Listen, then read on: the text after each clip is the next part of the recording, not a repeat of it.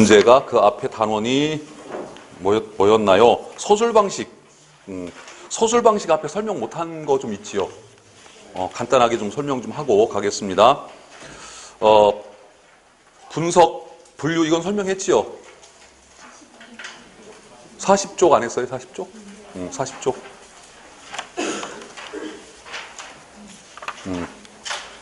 40쪽. 저기 88번 문제? 83번? 83번 할 차례요? 한참 못했네. 그럼 40쪽이네. 네, 40쪽 83번 갑니다. 자, 기억과 같은 생각이 나타난 것은 하고 문제를 물었네요. 기억. 이렇게 문제가 나오면은 일단 밑줄친 기억부터 봐. 딴 거 올 필요 없어. 일단 밑줄친 기억부터. 고대 중국 사람들은 천자가 천명을 받은 존재라고는 생각했지만 할 적에 천재가 저 천자가 누구야? 황제. 중국의 황제. 그래서 왜 우리는 황제라는 말을 고종에 와서야 썼지요. 근데 그 전엔 다 왕이라고 그랬잖아. 그게 왜 그러냐면 이 명칭이 그 전까지는 중국의 왕만 황제야. 그리고 중국 황제의 아들이나 중국 황제의 동생들은 왕이야. 그럼 우리나라의 조선의 왕은 중국 황제의 기준으로 본다면 형제이거나 아들인 셈이죠. 그러다가 이제 일본이 우리나라를 지배하기 전에 이미 일본이 우리나라에 큰 영향력을 행사할 때 일본도 이제 그 황제 체제로 바꾸기, 지금의 천황 체제로 바꾸면서 우리나라를 좀 대접해 주는 척 해가면서 고종을 황제로 근데 뭐 어차피 일본이 지배를 했었을 테니까 그의 도덕 정치에 중대한 결함이 있을 때에는 천명이 철회되어 재위를 이룰 수도 있다. 요 말을 딱 보는 순간에 생각나는 분이 한 분 있죠, 우리나라에. 바로 박근혜 전 대통령. 그죠? 국민이 이렇게 하야를 시킨 거죠, 어떻게 보면은. 자, 고거와 관점이 같은 문장을 찾아라. 관점 적용하는 문제인데 이 문제는 수능 문제예요. 수능 문제 제가 일부러 발췌를 해가지고 낸 문제예요. 정답은 3번이죠. 민심이 돌아붙으면 만세토록 군주가 될 수 있지만 민심이 떠나서 민심이 문제예요. 민심이. 뭐 어제 갑작스럽게 뭐 정치적인 얘기지만 어젠가 오늘인가 어제군요. 조국 장관이 사퇴를 했는데 그것도 민심 때문에 결국엔 그렇게 된 거예요. 이제 정치하는 사람들이 가장 신경 무서워해야 될 게 바로 백성의 소리죠. 거기가 그리고 필부란 그 한자어가 있는데 필부는 보통 사람들 이런 뜻이에요. 필부 그러죠. 한자어로. 거기 1번, 2번, 3번, 4번 답은 3번인데 거기 나와 있는 선택지들이 다 좋은 문장들. 다 좋은 문장들. 그다음에 83번에 요 한 단락짜리가 실은 이 문제가 원래는 이게 5개 단락짜리였었어. 이런 한 단락이 5개로 쭉 모인 얼마나 긴 지문이에요. 그죠? 그다음에 84번으로 갑니다. 84번, 85번 두 문제 나왔는데 일단 몇 개 단락? 3개 단락으로 구성되어 있죠. 3개 단락. 첫 번째 단락 읽어봐야 되겠네. 이제 근대적 독서 계층이 태동된 17세기 영국을 중심으로 베스트셀러를 둘러싼 서정 문화에 관해 생각해보자. 17세기 영국에서 가장 많이 읽은 책은 종교작가 존 버니언의 철로 역정이다. 철로 역정이란 이 영화, 만화 영화로 제작이 되고 최근에 방영이 된 적 있죠. 공부하시느라고 잘 모르죠. 만화 영화로 제작이 돼서 최근에 방영을 했는데 우리나라에선 관객이 별로 많이 들진 않았어요. 철로 역정이라는 책 혹시 읽어보신 분?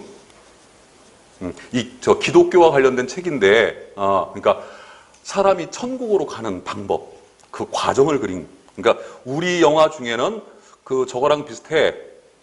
신과 함께. 그 영화랑 저 비슷한. 예. 신과 함께라고 하는 영화는 불교적인 또는 도교적인 그러한 사상을 깔고 만든 영화고 이 철로 역정은 기독교적인 사상을 깔고 만든 그런 책입니다. 주인공이 멸망해서 구제되어 천국에 이르기까지 고난을 주제로 한 제1부는 작자의 생전에 어쩌고 해서 열풍과도 한 첫 번째 단락에 어떻게 나가? 구체적인 사례를 제시하고 있죠.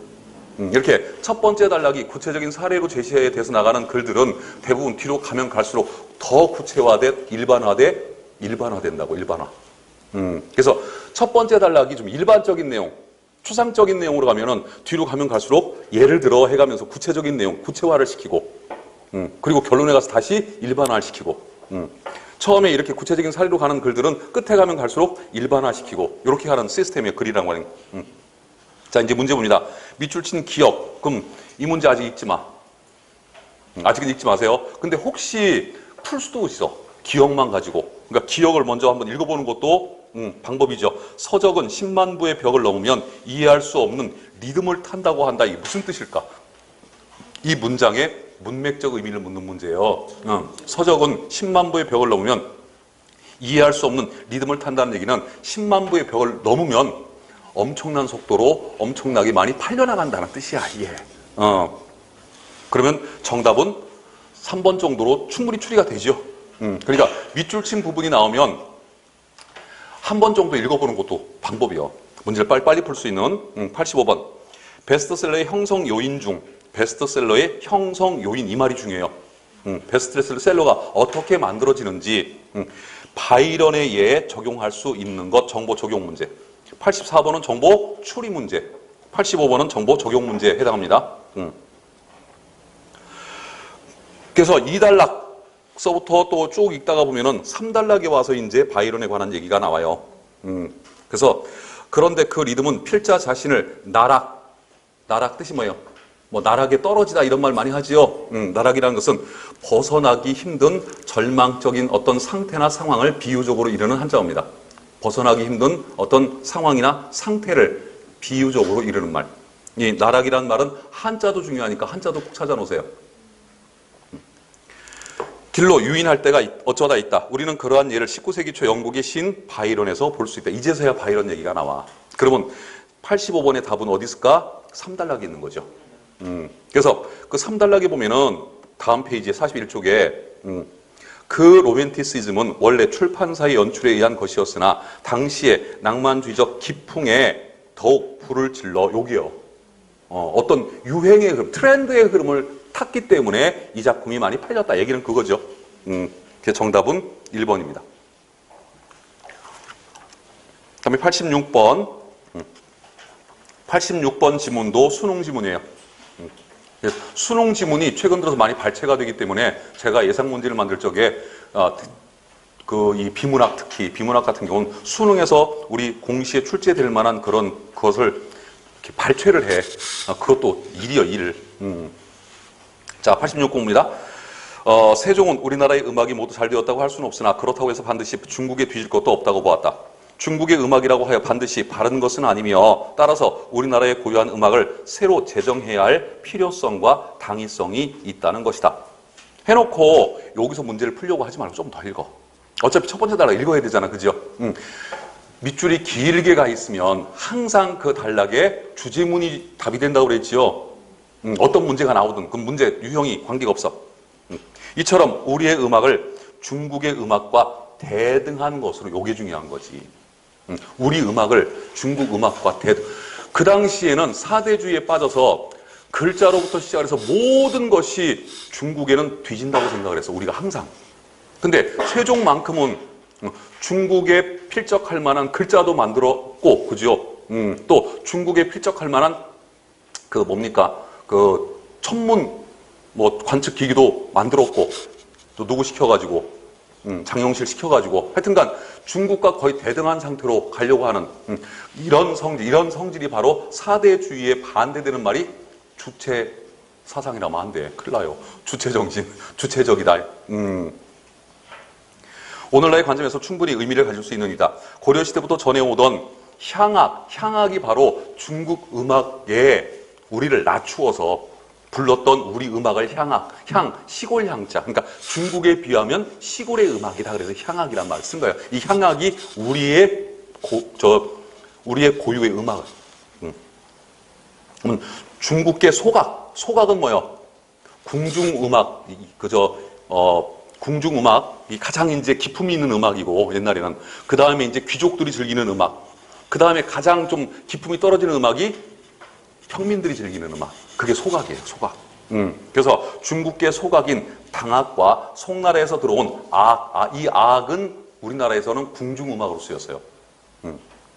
악이 중심이었던 당시 상황에서 우리의 음악에 대해 이와 같은 생각을 가졌다는 사실은 여기 주제문. 세종의 음악관이 매우 주체적이고 선진적이었다. 요거. 요게 밑줄친 내용이야, 결국은. 그래놓고 86번. 정보 적용하는 문제죠. 기억의 주장과 기억의 관점을 맞추면 되는 거예요. 그리고 주체적인 관점, 다음에 선진적인 관점, 이런 관점을 가진 거 아닌 거 찾아라 얘기는 그거네. 보기를 읽어보니까 A의 옛사람이 그 소리를 바탕으로 하여 글자를 만들어서 만물의 정을 통하게 하고 삼재의 도리를 실었으니 그 다음이 문제이죠. 후세 사람이 선인이 만든 글자를 함부로 바꿀 수 없어. 이게 문제지. 정말 진정한 의미의 전통의 계승은 혹시 읽어보셨는지 몰라요. 민족문화의 전통과 계승이라고 하는 글, 그 글에 보면은 진정한 의미의 전통의 계승은 이어져 내려오는 걸 그대로 지키는 게 전통이 아니야. 새로운 걸 그 시대에 맞게 창조하는 게 진정한 의미의 전통의 계승이야. 그런 거 볼 적에 바로 후세 사람이 선인이 만든 글자를 함부로 바꾸지 못한다면 이거는 선진적이고 주체적이라고 볼 수가 없죠. 만약 그런 것이 주체적이고 선진적인 것이라면 세종대왕 한글을 못 만들었겠지요. 이게 답이죠, 결국에는. 다음에 넘어가서 문제 봅니다. 상황 인식과 대처 방향이 니은과 유사, 역시 정보 적용하는 문제 중에 조금은 고난도 문제. 자, 니은. 어차피 첫 번째 단락의 주제문 결정 났지요. 두 번째 단락도 주제가 바로 그거예요. 왜? 첫 번째 단락 끝머리에 나오는 내용, 요게 바로 쟁점화 문장이고 이게 글의 논지라고 그랬지. 그러면 두 번째 문장이 밑줄친 내용도 결국은 그 내용이야. 니은이 밑줄이 굉장히 길지요. 이것도 함정이에요. 이것도 함정이라고. 시험관들의 함정은 이 중에서 뭘 봐야 되느냐요. 이 밑줄이 굉장히 길게 지금 쳐져 있는데 이 중에서 필요한 부분을 내가 찾아낼 줄 알아야 돼. 그 필요한 부분이 어디냐면 맨 끝머리에 새롭게 출발한 왕조에 걸맞은, 따라해 걸맞은. 는이라고 하면 안 돼요. 네, 걸맞은이 맞아요. 형용사 뒤에는 은만 씁니다. 은. 형용사 뒤에는 은만 써. 는은 못 써. 그때 형용사 중에서 는을 쓰는 예외적인 형용사는 있다, 없다, 두 개밖에 없다고 그랬죠. 있는, 없는. 그거 이외의 형용사는 다 뭘 쓴다? 은을 쓴다. 그래서 걸맞은 음악을 재증하려 하였다. 요게 관점이야. 요거와 같은 관점. 그래서 상황 인식과 대처 방향, 이렇게 문제가 나오면 도대체 뭐 묻는 거야? 제재 관점 의도 중에 관점 묻는 거야. 관점 묻는 거. 1번, 현대인은 너무 얕다. 전체를 위하여 약은 것이 아니라 자기 중심, 자기 본의로만 얕다. 백년 대계를 위하여 영리한 것이 아니라 당장 눈앞에 일, 코앞에 일이면 아름아름하는 뭐요? 고식지게. 고식지게. 요 작품은 아주 유명한 수필이죠. 이희승 박사의 딸깍발이라고 하는 수필이 있어요. 이희승 박사의 딸깍발이. 원래 이희승 박사는 국문학자가 아니라 국어학자예요. 문법을 연구했던 주시경 선생의 제자야, 이 양반이. 여러분들 그 말모이 그 영화 나왔던 그 사건의 주역이 이희승 박사야. 그 시대. 이 양반이 키가 1m 60이 안 돼. 남자 키로는 정말 난쟁이야. 소위 말해서 우리가 그 이희승 박사한테 붙였던 별명이 난쟁이 반바지라고 붙였어요. 키가, 이 양반은 서 있는 키나 앉아 있는 키랑 비슷해요. 그래서 강의를 하실 적에 연배가 많으실 적에 또 꾸준히 강의를 하셨는데 80 넘어서까지 강의를 했어요, 이 양반은. 그리고 90 넘어서 돌아가셔서 장수를 하신 분인데 80 넘어서는 이제 은퇴를 하셔가지고 각 대학에 이제 특강 형식으로 오셔가지고 강의를 하셨는데 그때마다 우리가 너무 애처로워서 앉아서 하시지요. 그러면 아니야. 강의는 서서 해야 돼. 우리가 그랬어요. 선생님은요, 앉은 키나 쓴 키나 비슷하니까 그냥 앉아서 하세요. 선생님 편하시라고. 근데 이 양반이 그 서울대에서 4km 심리가 떨어지는 곳에 꼭 이렇게 집이, 일부러 그 심리 떨어진 곳에서 집을 놓고 항상 걸어 다녀. 왕복 8km 20리를. 그게 유일하게 하는 운동이야. 그리고 구두를 크게 신어요. 크게 신고 다음에 구두 이 뒤축에다가 징을 박아, 쇠징을. 구두를 굉장히 무겁게 만들어. 그래서 그 양반이 걸어갈 때, 아스팔트를 걸어갈 때는 무슨 탭댄스 그 소리 나듯이 따각따각 소리가 나. 이게 본인이 딸깍발이야, 따지고 보면은. 그래서 그 본인한테 그 지인들이 붙였던 그 별명을 제목으로 수필을 한 편 쓰셨는데 그 수필이 시험 문제 참 잘 나오는데 그게 바로 그 유명한 딸깍발이라고 하는 수필이에요. 이 수필이. 다음에 2번. 날씨는 급격히 변화되어 어쩌고 저쩌고. 정비석이라고 하는 그 문학가가 있어. 정비석. 정비석의 산정무한. 여러분들 혹시 1960년대 소설 중에 그 19금 소설이 있어. 자유부인. 그거 영화인데. 옛날 영화인데 자유부인. 들어는 보셨나요? 그 자유부인 영화의 원전 소설이 바로 이 정비석 선생이 썼던 자유부인. 시험 문제 안 나와. 그분이 썼던 수필 산정무한은 금강산 기행문이에요. 그래서 이 산정무한 수필하고 다음에 그 배우신 분들 있죠. 관동별곡 또 금강산 기행문이잖아. 그거하고 같이 잘 나와. 그다음에 3번은 흥보전. 다음에 4번 새봄이 온 세계에 돌아와 만물의 소생을 재촉하는 도다. 혹심한 추위가 사람의 숨을 어쩌고 저쩌고 끝에 보면 천지에 돌아온 운수에 접하고 세계의 여기 새로 바뀐 조류. 새로. 이 단어가 답이에요. 이 단어가. 거기 니은에도 보면은 새롭게 해서 새롭다라는 단어가 보이죠? 이거요. 답은 결국은. 새로 바뀐 조류를 탄 우리는 아무 주저할 것도 없으며 아무 거리낄 것도 없도다. 이 글은 어디에서 발췌한 글일까? 그 유명한 김이독립 선언서. 김이독립 선언서를 현대문으로 해석해 놓은 거예요. 이거 지금. 실은 김이독립 선언서 원문에 보면은 만물의 소생을 재촉하는 구나 이렇게 안 써 있고 만물의 소생을 최촉하는 도다라고 한자어로 돼 있어. 그걸 이제 우리 현대어로 좀 읽기 편하게 바꿔놓은 거예요. 그래서 성경에 나오는 유명한 격언이 하나 있죠. 이제 그 격언이 너무 유명해서 성경에 나오는 격언이라는 걸 모르는 사람들도 많아. 이런 격언이 있어. 새 술은 새 부대에. 그거예요, 바로. 그러니까 새로운 시대가 왔으니까 좀 새롭게 다 바꾸자. 그런 얘기예요. 88번 갑니다. 지문 좋습니다. 자, 1달러입니다. 한국인의 전통적 명분관은, 그래서 한국인의 전통적인 뭐에 대해서? 명분관에 대해서. 우리 한국 사람들은 참 명분 좋아해. 나도 좋아해. 저도 일생을 명분이 없는 짓은 되도록 안 하려고 그랬어요. 명분이 좋기도 하지만 좀 나쁜 점도 있긴 있어. 기본적으로 신분 질서나 상하 의식에 따라 각각의 분수를 지키도록 규정하여 사회적 역할을 제한하는 여기 계층적 명분관 별로 안 좋아 보여. 송충이는 솔잎 먹고 해야 돼 그런 거 같아, 그죠? 신분 의식. 다음에 동시에 개인이나 사회가 당면하는 문제에 대응하는 판단이나 행위에 대하여 그 정당성을 부여하는 도덕적 명분관. 그러니까 어떤 상황이 발생했을 때 지금 이 상황을 내가 어떻게 대처해야 이것이 도덕적인가? 어떻게 대처해 이게 정당한가? 이걸 판가름하는 명분관이 도덕적 명분관이고, 우리가 생활을 하면서 각 개인인, 나도 그렇지만 여러분들도 생활하면서 꼭 생각을 해야 될 게 바로 이 도덕적 명분관이에요. 자기 딸내미 좋은 대학 보내려고 표창장 위조하고 이거는 도덕적 명분관이 어그러진 거지, 그죠? 사실인지 아닌지는 검찰이 판단하겠습니다만, 아무튼 간에 이 글은 전통적 명분관 중에 계층적 명분론과 다음에 도덕적 명분론 각각 밑줄 치고 동그라미 1번, 2번 해놓으면 보기 편해. 그럼 이 단락 그 다음에 뭐가 나올까? 계층적 명분관에 대한 설명이 나오겠네, 그죠? 그 다음에 한두 단락 지나가면 도덕적 명분관에 대한 지문 나오고 그 다음에 결론 나오겠고, 그죠? 그렇다면 두 개 제재가 걸려 있으니까 비교 대조하기 딱 좋은 그런 글이 되겠네요. 전체적으로 볼 적에. 이렇게 한 번쯤 첫 단락을 읽고 나서 그 첫 단락에 제시된 제재를 보면서 어떻게 글을 쓸 것인가 이것도 한번 생각을 해봐. 자, 문제 봅니다. 88번 지금 네 문제가 걸려 있죠. 가에서 제시한 계층적 명분관이 적용된 주장은 관점이고 다음에 적용이니까 관점 적용하라는 문제네.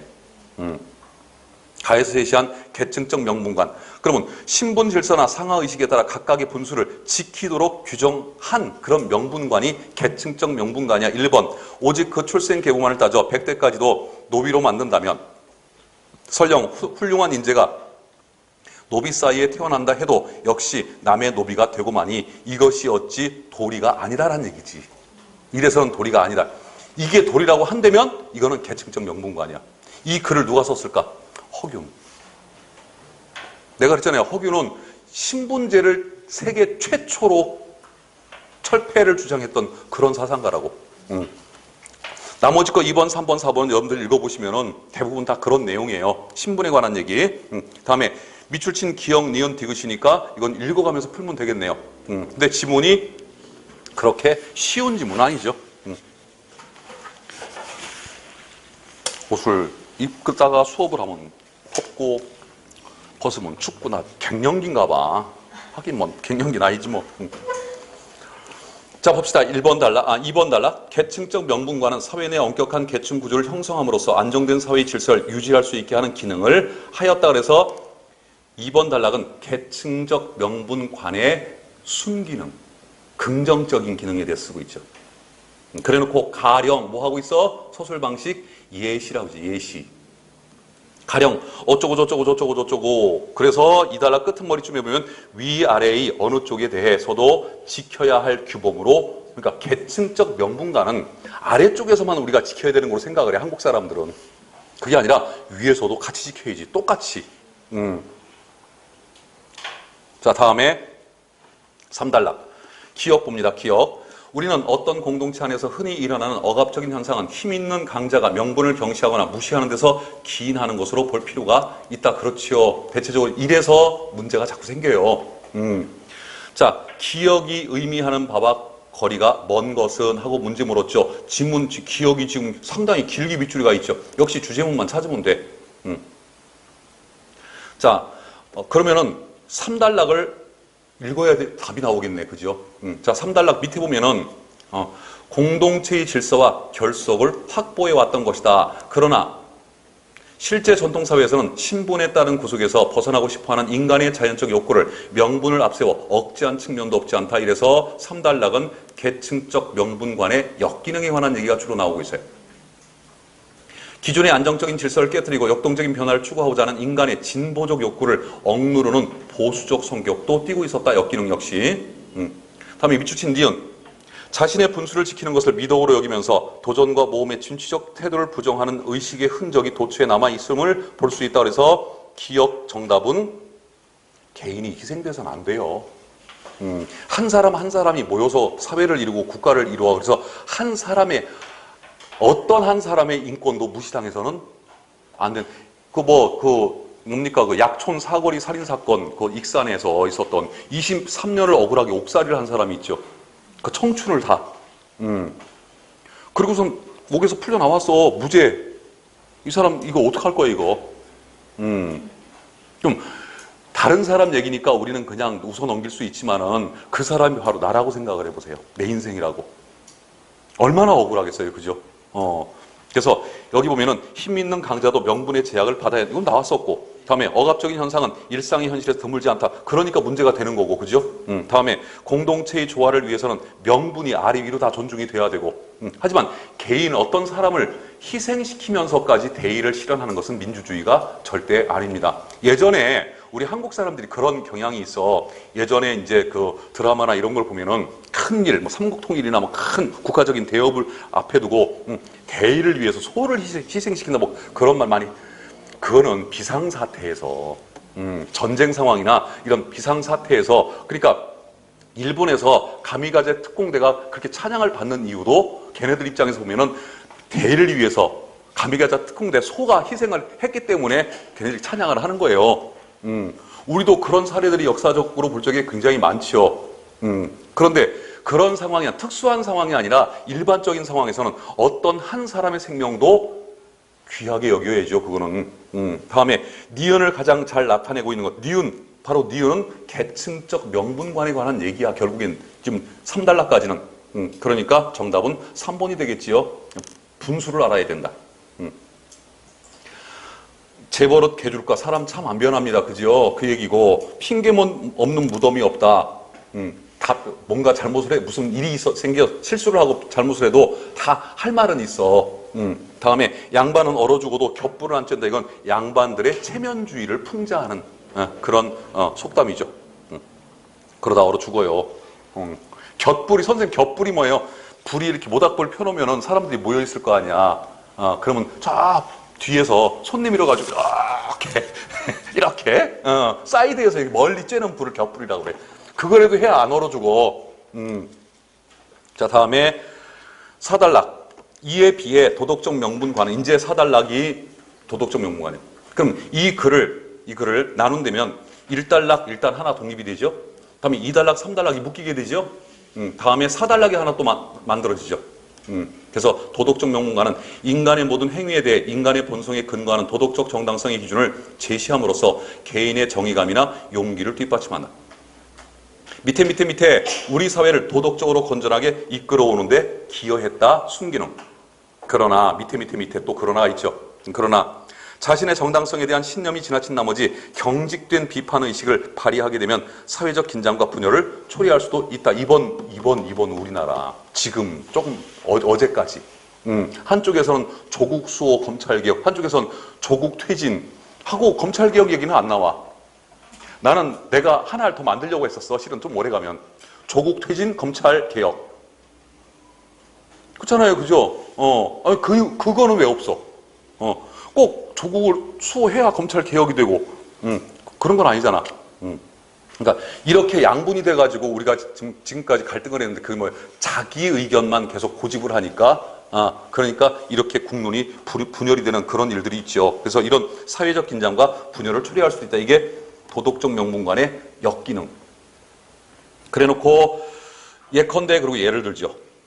5번 단락 또한 실용적인 측면이 소홀히 되는 경향, 이것도 도덕적 명분관. 실용적인 측면이 도덕적 명분관을 자꾸 따져가지고 실용적인 측면이 소홀히 되는 경향을 가장 잘 비판한 작품이 바로 박지원의 양반전, 허생전 이런 작품들이에요. 디귿, 실용적 관점에서 의리론적 명분론의 허구성을 비판한 견해. 여기서 문제가 나갔지요. 요거에 해당하는 사례를 찾아라. 또 정보 적용, 관점 적용하는 문제가 되겠죠. 정답 1번이 바로 박지원의 허생전. 꼭 읽으세요. 박지원 작품은 특히 양반전, 허생전 이거는 정말 꼭 읽어야 되는 작품이에요.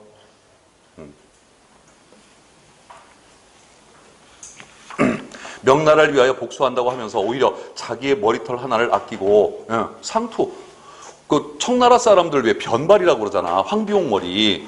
걔네들도 이렇게 머리를 여기까지만 깎고 좀 희한해. 그 일본 사람들도 좀 외놈들 보면 좀 희한하게 머리 깎죠. 근데 공통점 뭐에 다 뿔이 있어. 우리나라도 뿔이 있어. 그죠? 상투라고. 걔네들 뿔은 안 좋게 보고 왜 우리 머리에 있는 뿔은 좋게 보냐 얘기야. 이 박지원 얘기는. 그러니까 이미 박지원은 단발령을 스스로 내렸던 사람이에요. 머리 깎자. 이게 치렁치렁하게 이러고 돌아다니지 말고. 다음에 장차 말 타고 달리면서 칼로 치고 활을 쏘면서 전쟁을 해야 되는데 우리나라 옷소매 이 다리, 이 바지 이게 얼마나 넓어요. 그죠? 얼마나 치렁거려 이게. 그러니까 이거 좁히자 이거. 그때 이미 청나라, 명나라를 멸망시킨 청나라 옷을 보면요. 대부분이 옷단이 좁아. 얘네들은 이미 실용적이 돼 있어. 넘어갑니다. 글의 구성에 관련된 것들. 내가 지난 시간에 몇 번까지? 6번 지정까지. 자, 분석과 분류. 분석과 분류가 서로 비슷해요. 종합반신의 설명을 이미 했으니까 간단하게 설명합니다. 분석과 분류의 공통점. 똑같이 명칭이 보면 나눌 분자가 들어가. 그래서 뭔가를 나눈다라는 뜻이야. 분석과 분류는 공통점이 뭔가를 나눈다. 그런데 차이점. 분석은 하나를 쪼개, 하나. 분석의 대상은 몇 개? 한 개. 어떤 대상 한 개. 분류의 대상이 몇 개 이상? 2개 이상. 에다가 이 분류는 그 2개 이상의 대상, 이 2개 이상을 무슨 관계? 2개 이상의 포함 관계, 상위, 하위 관계, 상하 관계를 규명하기 위해 쓰는 것이 분류의 분류. 뭐는 뭐에 속하고 이런 식으로 쓰면 분류야. 그래서 저 뒤에 있는 시계에 대해서 쓰는데 시계는 시계판과 다음에 시침, 초침, 분침과 다음에 시계 틀과 다음에 유리 커버와 다음에 뒤에 전자 제어 장치로 구성되어 있다. 이렇게 글을 썼다면 이거는 분석이야, 분석. 근데 시계에는 태엽 시계도 있고 무슨 전자 시계도 있고 무슨 시계도 있고 무슨 시계도 있다 이렇게 쓰면은 그건 분류가 되는 거죠. 포함 관계니까. 자, 넘어가서 예시와 예증 똑같습니다. 예를 들어서 설명을 하면 예시, 예를 들어서 논증, 논설문에 쓰는 거죠. 논증을 하면 예증. 다음에 비교 대조, 비교 대조는 둘 이상의 대상의 공통점, 같은 점에 대해서 쓰면 비교, 다른 점에 대해서 쓰면 대조인데 비교를 할 때 주로 그리고라고 하는 연결어가 많이 쓰이고 대조를 할 때는 역적관계, 그러나 반면에 하지만 이런 연결어들이 많이 쓰인다. 다음에 비유, 유추 같은 건데 설명문에서 하면 비유, 논설문에서 하면 유추. 주로 비유, 유추는 유사한 것에 빗대서 설명하는 것을 비유, 유추라고 하는데 주로 마치 뭐뭐처럼, 뭐뭐 같이, 뭐뭐듯이, 뭐뭐와 유사하다 이런 단어가 나오면 다 비유, 유추야. 선생님 그러면요 선택지에 비유, 유추 두 개가 다 나왔어요. 그런 경우는 주어진 글이 설명문이냐 논설문이냐 따져야 되는데 아직까지 그런 문제는 안 나왔어요. 아직까지는. 거기까지 나누라는 문제는 안 나와. 다음에 인과와 과정. 인과는 원인과 결과의 관계를 따지는 건데 원인과 결과는 어떤 성질이 있어야 된다? 필연성, 당위성 이게 있어야 돼. 과정은 순서를 바꿔도 돼. 그럼 결과값이 같아. 여러분들 내가 비문학 독해 설명할 적에 예전에 종합반에서 뭐라 해서 수학하고 똑같다 논리는. 그래서 수학은 풀이 과정을 함부로 바꾸면 답이 바뀌죠. 그죠? 틀린 답 나와요. 절대 주어진 과정대로만 가야 돼. 그게 인과야.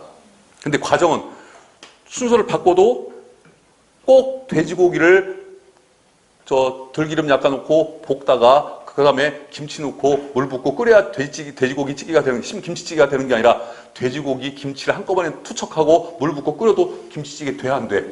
돼. 라면을 끓일 때 꼭 물을 데워서 끓인 다음에 그런 다음에 면을 넣고 그런 다음에 조금 있다가 스프를 넣고 그런 다음에 각종 양념을 넣고 끓이라고 그 라면 뒤에 보면 써 있어 조리법이. 하지만 그냥 찬물에다 라면 넣고 스프 넣고 한꺼번에 뿌려도 돼. 결국은 라면이야. 그죠?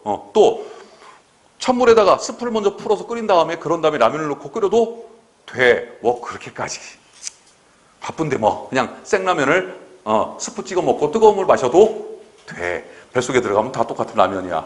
결과값은 똑같아. 그렇게 이제 작성이 되는 게 과정이라고 그래. 문제를 풀다 보면 요거 많이 배워요. 문제 갑시다. 50쪽이죠, 50쪽. 50쪽 7번이 실전 문제죠. 근데 희한하게도 난 이 서술 방식 문제가 비문학이 제일 쉬워. 내 개인적으로는. 근데 학생들은 이 문제를 어려워하는 학생들이 생각보다 좀 많은 것 같아요. 자, 7번 문제 봅니다. 아래의 내용은 어떤 발표의 일부분이다. 문제는 화법 문제예요. 이게 발표라고 나와 있으니까. 하지만 화법도 결국은 뭐라고 그랬어? 비문학이라고 생각하고 풀으라고 그랬죠. 말하기 방식 이렇게 나오면 화법에서 말하기 방식 이게 우리 비문학에서는 서술 방식이야. 그러니까 말을 할 때는 말하기 방식이 되는 거고 글을 쓸 때는 글쓰기 방식이 되는 거고 그죠? 글쓰기 방식을 서술 방식이라고 말하는 방법을 화법이라고 그래. 화법. 말하는 방법. 그러니까 결국 서술 방식 묻는 문제. 자, 여성들이 임신과 출산 어쩌고 저쩌고 하다가 세 번째 줄에 보면 그렇기 때문에 자, 뭐뭐이기 때문이다. 이게 나왔지요. 왜냐하면 뭐뭐이기 때문이다 나오는데 이 인과는 아까 배웠던 서술 방식 인과는 두 가지 방법이 있다고 그랬어요. 원인 다음에 인과관계 연결사 넣고 다음에 결과가 오는 인과 분석이라고 그래. 인과 분석. 다음에 결론을 먼저 써놓고 그 뒤에 왜냐하면 뭐뭐이기 때문이다가 오는 원인 분석. 두 가지 방법이 있다고 그럼 왜 그렇게 쓰냐 이게. 결과가 중요할 때는 결과를 뒤에다 놔.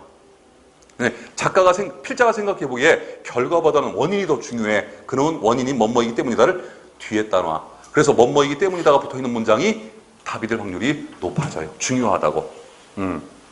예, 그렇기 때문에 이것 때문에 지금 이 글은 서술 방식이 뭐가 돼? 인과가 돼. 인과. 별거 아니에요. 그런 거 한 가지만 찾을 줄 알면 돼. 자, 1번 주관적으로 읽어 시작. 주관적으로 변형한 추상적인 관념을 구체적인 이렇게 하는 것, 주관적으로 변형한 추상적인 관념을 구체적인 사물에 빗대어 표현하는 것이다. 이거 지금 요게 비유의 정의야, 비유의 정의. 그죠? 비유의 정의. 근데 문제는 피정의항이 안 나와서 지금. 그러니까 뭐 그냥 설명 정도로 해두죠, 뭐. 다음에 2번 읽어, 시작. 뭐가 보여요? 그러나가 보이죠. 네, 대조. 그런 것만 잘 볼 수 있으면 문제 쉬워져요, 서술 방식은. 다음에 3번. 생물의 공생관계는 상리공생, 편리공생, 기생으로 나눌 수 있다. 분류. 공생관계는 밑에 세 가지 종류가 있다. 이렇게 상하관계, 포함관계로 되어 있죠. 분류. 4번. 예, 4번이 바로 인과죠. 무슨 단어 때문에? 결과를 가져올 수 있다. 이 단어 때문에 그래. 그러니까 서술 방식 문제를 풀 때는 뭘 봐라? 그 서술 방식에 많이 사용되는 특이한 단어들 개를 좀 잘 봐. 그러면 문제 쉽게 풀려요. 다음에 18번. 비유와 예시를 사용하여 주어진 진술을 적절하게 왜 이렇게 길어 문제가. 승질나게. 이런 거 보면 승질나잖아. 그지요? 자, 비유와 예시입니다. 비유, 예시. 비유가 되려면 뭐뭐처럼 뭐뭐듯이. 다음에 예시가 되려면 예를 들어 뭐 예컨대 뭐 이런 말이 나와야 돼. 1번. 지적 소유권이랑 어쩌고 저쩌고. 이거는 뭐야? 정의죠, 정의. 이 문장은. 2번. 인간 사회는 누구나 지켜야 할 법이 있는데 어쩌고 저쩌고 울타리 역할을 한다. 비유까지는 된 것 같아. 예, 울타리. 예, 울타리. 법이 울타리는 아니지. 울타리 비유한 거지, 그죠? 그다음에 전체적으로는 설명해야 되지, 설명. 그다음에 3번. 관중과 포수가가 같이 어려울 때 도와주려는 마음은 진정한 우정으로부터 솟아나오는 것이다. 흔히 관포지교할 때 나오는 관포가 바로 이 관중과 포수가 요 둘 의미고 우정에 관한 얘기를 할 때 참 예로 많이 사용되죠. 요까지가 예시야, 지금. 요까지가 예시. 그러나 먹을 가까이 하다 보면 거머쥐기 마련이 있어. 근묵자흑이라는 한자성어가 있죠. 듯이 뭐요? 비유, 유추. 정답. 4번. 4번에 보면은 예, 불나방처럼 그리고 비유만 돼 있고 얘는 안 들어져 있어요. 정답은 3번이 되겠죠. 9번. 서술상의 특징, 예, 서술 방식 묻는 문제. 지문 좋습니다. 그러나 맑은 물을 얻기 위해 정수 시설이 기술적 운영이 꼭 필요한 것처럼 벌써 나오네, 벌써. 철학적 지혜, 제재죠. 얻기 위해 새로운 과학 지식이 필수적이다. 그래놓고 또 읽다 보면은 정수장과 같은 꼴이 된다. 같은 또 나오네, 그죠? 그러니까 이 글은 비유 유추 쪽으로 갈 것 같아. 1번 읽어, 시작. 무슨 서술 방식?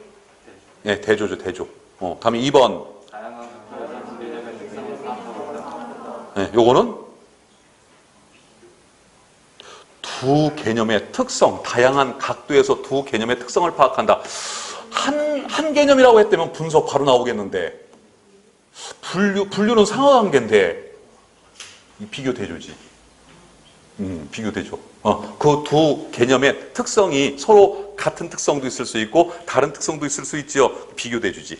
그러니까 분류가 되려면 뭔가 상하관계, 포함관계에 관한 얘기가 나와야 되고, 그죠? 분석이 되려면 두 개념 그러면 안 돼. 한 개념이라고 하는데 대상이 하나가 나와야 돼. 다음에 3번 읽어, 시작. 뭐예요? 이게 바로 비유, 유추의 개념이지. 어려운 개념을 친숙한 개념과 관련지어, 이렇게. 다음에 4번 읽어, 시작. 구체적 사례는 예시인데 구체적 사례를 통하여 일반화된 개념을 도출한다는 이 추론 방식은 귀납추론이죠. 귀납추론. 그래서 귀납추론은 일반화, 연역추론은 구체화에 해당해. 자, 다음 10번. 장승에 관한 얘기가 나와요. 장승의 인상 더러워. 무서워. 우리 육지에서는 장승이라고 그러고 제주도에서는 하루방이라고 그러죠. 그러니까 그 마을의 수호신 역할을 했던 것이 바로 장승이 장승. 옛날에는 마을마다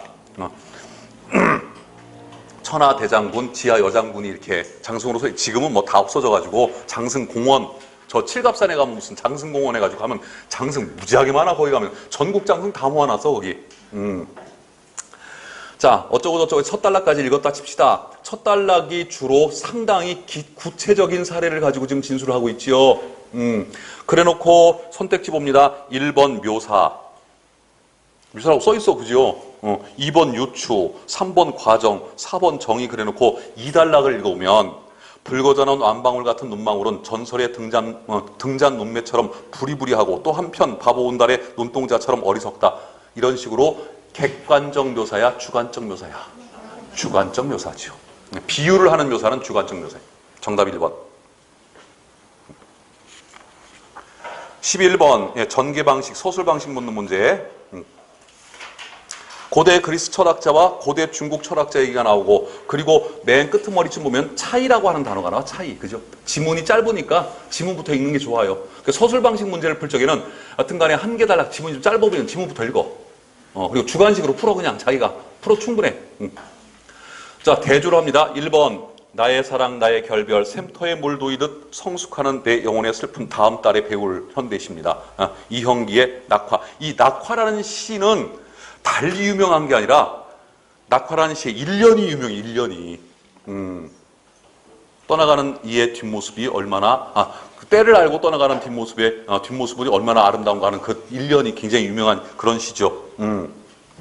뭐 여기 보면 1년은 뭔가 대조되는 대상이 없어. 그죠? 다음에 먹구름이 깔리면 하늘의 꼭지에서 터지는 뇌성이 되어 가루에 음향이 된다. 박남수의 종소리. 중요한 작품이죠. 여기 나오는 작품들은 다 시험 문제 나올 만한, 우리 공시에 출제가 됐고 이미 나올 만한 작품들이에요. 3번 봅니다.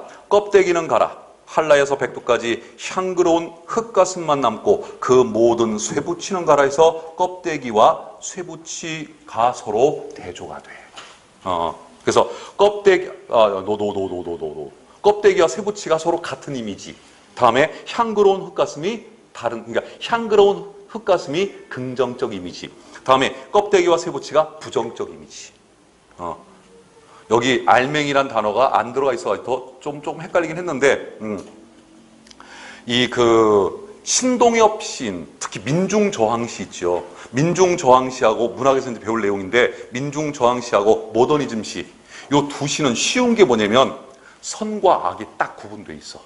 즉 좋은 놈, 나쁜 놈 이렇게. 그러니까 민중저항시는 민중을 억압하는 쪽, 다음에 민중계층 쪽. 그러니까 김수용의 풀이라는 시들 봐도 풀이 민중을 상징하잖아. 풀을 억압하는 존재가 바람으로 나오죠. 그러니까 바람이 부정적인 이미지요. 풀이 긍정적 이미지.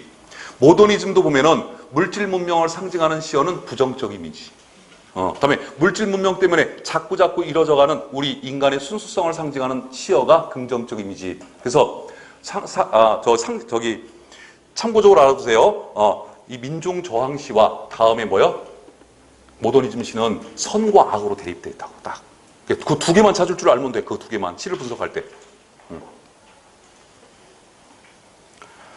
4번에 내 마음은 호수요. 그대 노초오.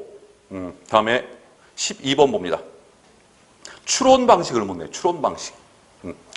다른 것. 자, 그러면 지식을 획득하는 방법을 생각하여 보기로 하자. 아마 이 글이, 보기에 나와 있는 글이 지난주나 이번 주에 나가는 그 단원 평가 문제 있을 거예요. 있어요. 유명한 글이 이걸도 학문의 목적 뭐 그런 제목을 갖고 있는 유명한 글이에요. 가장 초보적이고 원시적인 방법은 이승 박사의 독서와 인생. 아까 그 유명했던 이승 박사의 독서와 인생이란 글이에요. 이게. 여기 아마 우리 지난주나 이번 주에 나가는 여기 저 단원 종합평가에 그 글이 있을 겁니다. 불을 만져보고 또는 뜨거움을 느끼게 되면 불은 뜨거운 성질, 즉 열을 가지고 있는 물질이라는 것을 알게 되니 이 체험으로 한 가지 지식을 그렇게 해서 지식을 하나씩 배워나. 이게 무슨 추론법? 귀납 추론이에요. 구체적인 사실. 그러니까 저건 뜨거워, 김나는 거. 그때부터 이제 모든 김나는 건 다 뜨겁다고 인식을 해버리는 거야. 귀납 추론이에요. 1번. 당근, 케일, 건프리는 성인병을 예방한다. 그것들은 녹황색 채소인데 이로 미루어 녹황색 채소는 성인병을 예방하는 효과가 있다. 귀납 추론. 그죠? 전제가 구체적이죠. 그러니까 항상 추론 문제를 풀 때는 주어진 문장이 꼭 2개 이상이 나와. 2개 이상. 그때 2개 이상이 나왔을 때 어떤 문장이 전제문이고 어떤 문장이 결론문인가를 한번 넣어봐. 그때 뒤에 이제 논리 파트에서 또 할 텐데 첫 번째 문장이 나오고 두 번째 문장이 나와요. 그때 요 안에다가 자기다가 인과관계 연결을 넣어봐. 그러므로 따라서 이걸 넣어봐. 넣어봤더니 잘 연결이 돼. 그러면 이쪽이 잘 연결이 돼. 그럼 이쪽이 전제, 이쪽이 결론이야. 연결이 잘 되면. 근데 인과관계 연결을 넣어봤더니 연결이 안 돼. 그러면 이쪽이 결론이고 이쪽이 전제야. 이때는 2번 문장 뒤에 왜냐하면 뭐뭐이기 때문이다를 집어넣으면 딱 말이 돼요. 근데 굳이 그럴 시간도 없어. 연결해봐서 인과관계 연결 딱 들어가 보니까 말이 돼. 그럼 이쪽이 전제, 이쪽이 결론. 말이 안 돼. 그러니까 왜냐하면 뭐뭐이기 때문이니까 집어넣어. 그럴 시간 없다고. 말이 안 되면 그냥 이쪽이 결론, 이쪽이 전제라고 생각하면 된다고. 그래놓고 전제와 결론의 크기를 비교해. 전제가 크면 연역추론. 다음에 전제가 작으면 귀납추론. 이렇게 생각하시면 돼요. 그래서 추론 문제를 푸는 가장 키는 뭐야? 주어진 두 문장이 어느 쪽이 전제문이고 어느 쪽이 결론문이야. 논리의 오류 문제도 이것부터 챙겨야 돼. 논리의 오류 문제도.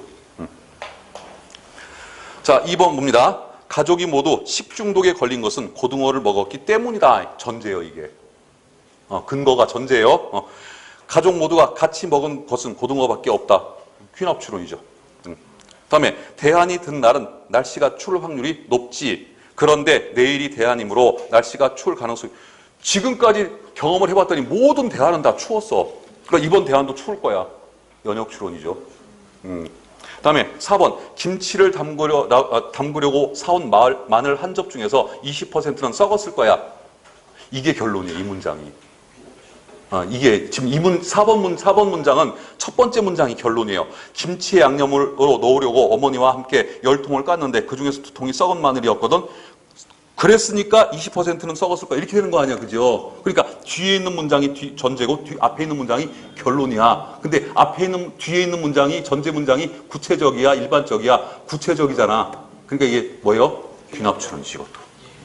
그래서 항상 추론 문제를 풀 적에는 뭐부터?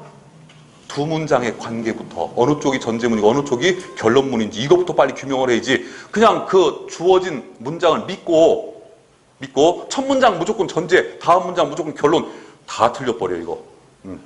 절대 시험관은 믿지 마세요. 시험지는 절대 믿지 마. 자, 다음에 13번. 다음 글에 드러난 서술 방식 묻습니다. 1960년 이래 미국은 국민 1인당 연간 5톤의 이산화탄소를 대기로 방출한 반면 대조했네. 개발도상국의 주민은 그 20분의 1도 안 되는 225kg을 방출했다까지만 읽어. 그럼 일단 대조 하나 잡혔죠, 그죠? 그러니까 기억 읽어 시작. 무슨 서술 방식? 이게 비유라고. 비유. 친숙한 어려운 것을 좀 쉽게 이렇게 나가면 다 비유 유추요. 니은 이게 뭐야? 대조. 일단 니은은 들어가죠. 그럼 니은이 들어간 선택지부터 골라. 1번, 2번 둘 중에 하나. 그래놓고 꼭 1번 답하죠. 다음에 3번 디귿 읽어봐. 이건 뭐야? 예시. 다음에 리을. 이거는 대상 하나 얘기하는 거예요. 지금 이거. 대상들을 안 해서 대상이라고 그랬지. 그냥 분석 쪽으로 가겠죠. 자, 그렇다면 이제 분석이냐 예시냐. 시간 없을 때는 예시가 답이 될 확률이 가장 높아. 왜? 가장 많이 쓰는 서술 방식이 예시니까. 근데 읽어보자. 그리고 에너지 소비량은 석탄으로 환산했을 때 미국은 국민이 요게 뭐예요? 예를 들어 설명한 거예요 지금. 그죠? 요 문장이 그 다음 문장이. 자, 다음에 그러면 정답은 니은 디귿이 되겠죠. 14번 갑니다. 문학은 일반적으로 서정, 서사, 극, 교술 장르로 나눈다. 뭐요? 분류가 되겠죠. 분류. 다음에 사회학이란 사회의 온갖 현상, 구조, 질서, 변동 등에 관한 원리나 법칙을 연구하는 학문이다. 뭐야? 정의죠, 정의. 마라톤을 할 때 처음부터 무리하게 완주할 수 없는 것처럼 뭐요? 예, 정답 4번. 15번. 정답? 묘사죠, 묘사. 이 글은 읽어보면 눈에 이렇게 서원하게 그려지죠, 그죠? 뭐 굳이 내가 읽을 만한 지문은 아니고. 다음에 16번 지문 좋습니다. 요것도 수능 기출 지문입니다.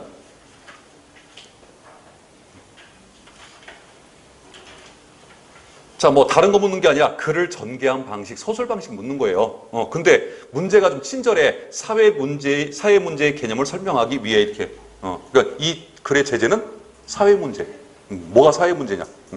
자, 1단락 봅니다. 우리는 어쩌고 저쩌고 해서 이때 문제라는 말 속에는 분명 그 현상에 대한 부정적인 이미지가 반영. 그쵸?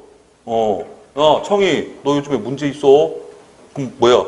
잘한다는 얘기야? 잘 못한다는 얘기야, 요즘에. 잘 못한다는 얘기지. 부정적인 상황이 깔려 있어. 그런데 그때 중요한 게 뭐야? 그 밑에 단어 준거. 항상 객관적인, 합리적인 준거 판단의 기준이 되는 근거가 있어야 돼. 그러면 창의가 나한테 선생님 왜요? 난 좀 열심히 하고 있는데요? 물어볼 거 아니야, 그죠? 그럼 선생님이 그냥 그러면 선생님이 틀린 거야. 선생님이 창의가 이해할 만한 그런 객관적인 근거를 들어서 이러이러하니까 네가 공부 열심히 하는 것 같은데 너 모의고사 볼 때 성적이 이게 뭐야? 그렇게 객관적인 근거를 들어서 설명을 하는데 문제가 되는 거지. 그때 그게 뭐야? 준거가 된다고. 준거. 다음에 밑에 맨 끝머리 문제라는 개념이 등장할 때는 이미 그 문제 상황을 바꾸려 하거나 바꿀 수 있다는 기대 또한 내포. 그러니까 내가 창의한테 뭐 성적하고 시비를 걸어 선생이. 그럼 그 얘기는 뭐야? 너 성적 더 올라갈 수 있어. 너 성적 더 올라갈 수 있는 방법이 있어. 네가 아직 그걸 못 찾고 있어. 이걸 선생이 알려주기 위해서 말하는 거예요. 그러니까 우선 이제 내 객관적인 근거까지 다 제시해서 학생이 선생님 그럼 어떻게 해요? 네 맘대로 해. 이러면 안 된다고. 이건 정상적인 비판이 아니에요. 이게 지금 비판이에요. 비판을 하려면 이렇게 해라. 비판은 그냥 욕하는 게 아니에요.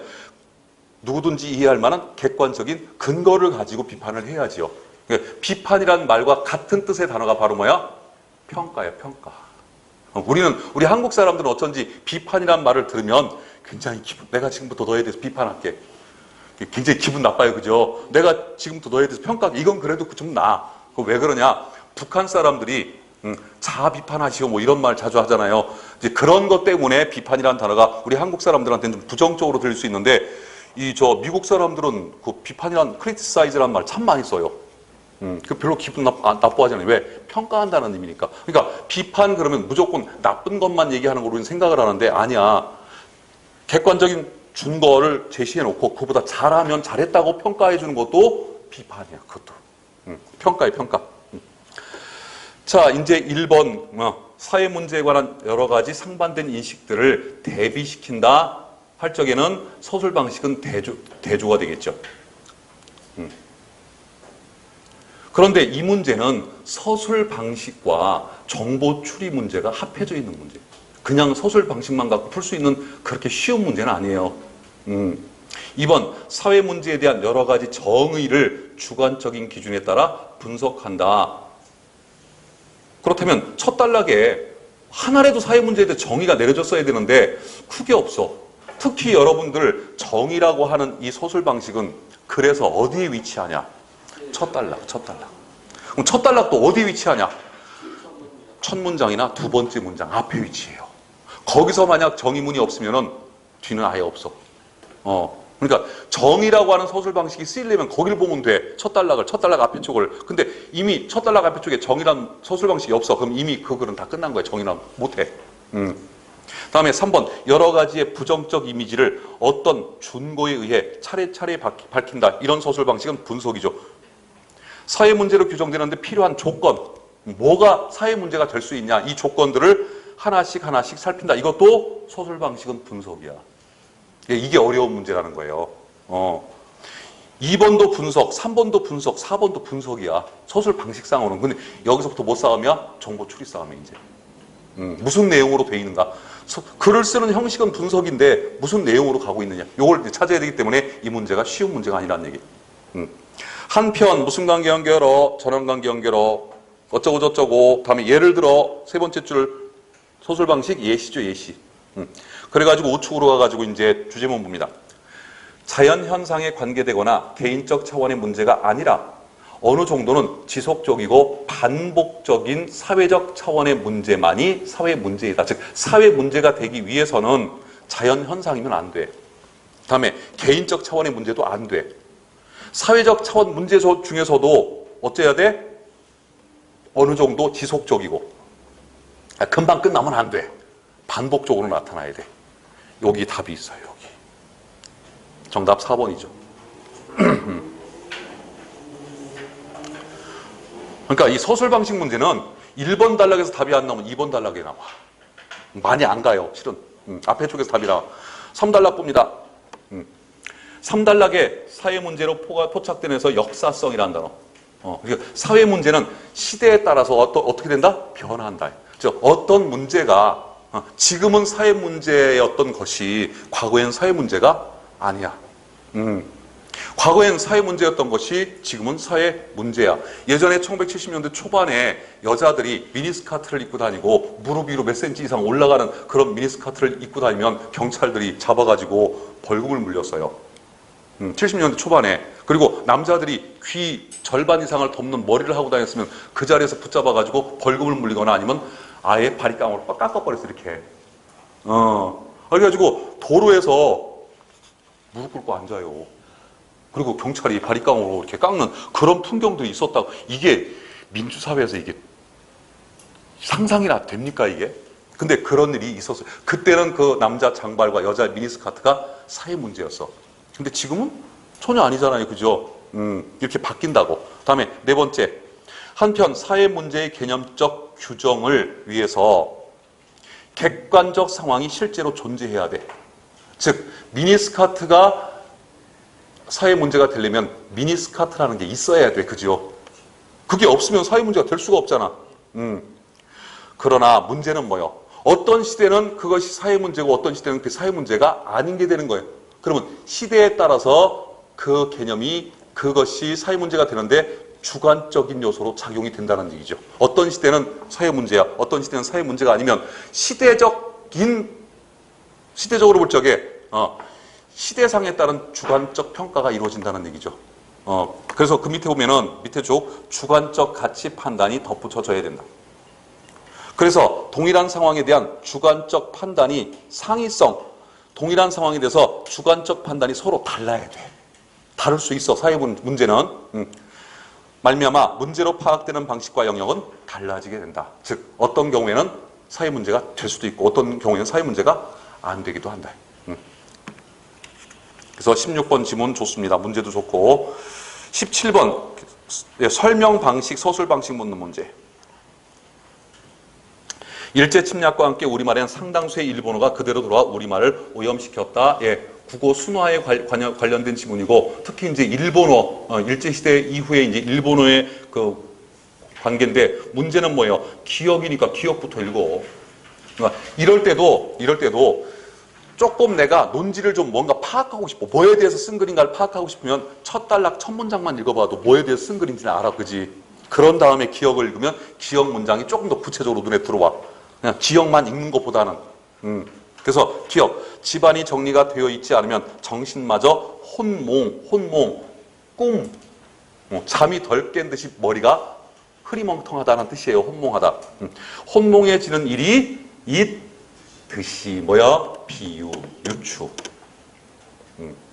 자, 1번. 자동차에도 여러 종류가 있어. 그 용도에 따라서 승용 자동차, 승합 자동차, 화물 자동차, 특수 자동차 등으로 나눌 수 있어. 이거는 뭐예요? 분류죠, 분류. 우리나라에선 승합 자동차라는 말 잘 안 쓰죠. 그냥 봉고차 그러죠. 봉고라고 하는 거는 실은 우리나라 거의 최초로 히트를 쳤던 승합 자동차의 차량 이름이 봉고야. 기아 봉고라는 차. 지금 봉고차는 스타렉스가 맞지. 말이 됩니까 이게 지금? 지금 승합 자동차에 많은 차들은 스타렉스. 스타렉스 차 이름이죠.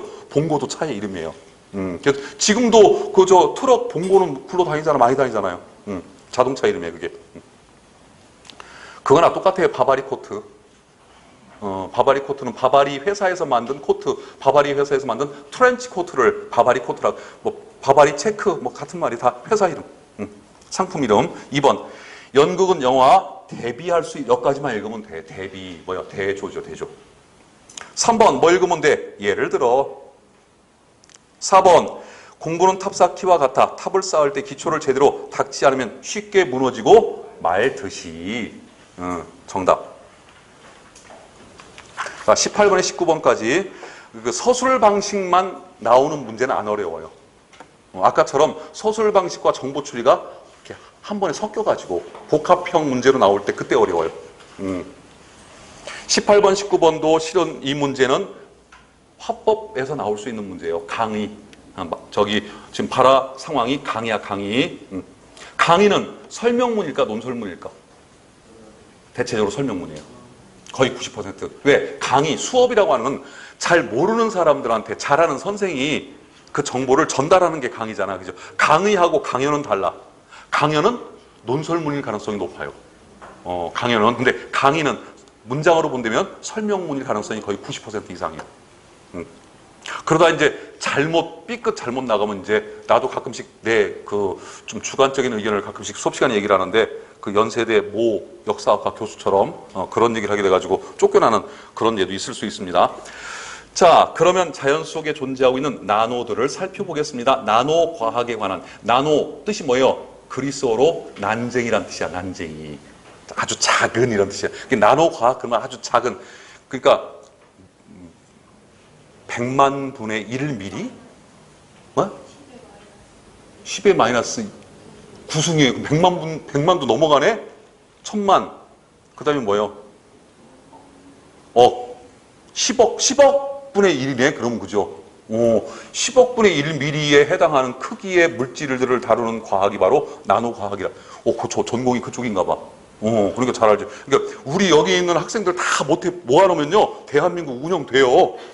다 각각 전공이 다르잖아, 이렇게, 그죠? 그런데 왜 이렇게 한 가지 길로만 가려고. 자, 아주 좋은 예로 연꽃잎을 들 수 있습니다. 어쩌고 저쩌고해서 미세한 돌기란 단어가 보이고 그 일단락이 끄트머리입니다. 연꽃잎의 털은 깻잎 위에 나 있는 털과 비슷하다고 보면 될 것 같습니다. 그러나 대조를 하고 있죠. 연꽃잎의 털은 깻잎의 털과 비교하면 크기가 훨씬 작습니다. 그래서 연꽃에다 물을 떨어뜨리면 물이 퍼지지 않고 방울이 돼가지고 굴러다녀, 이렇게.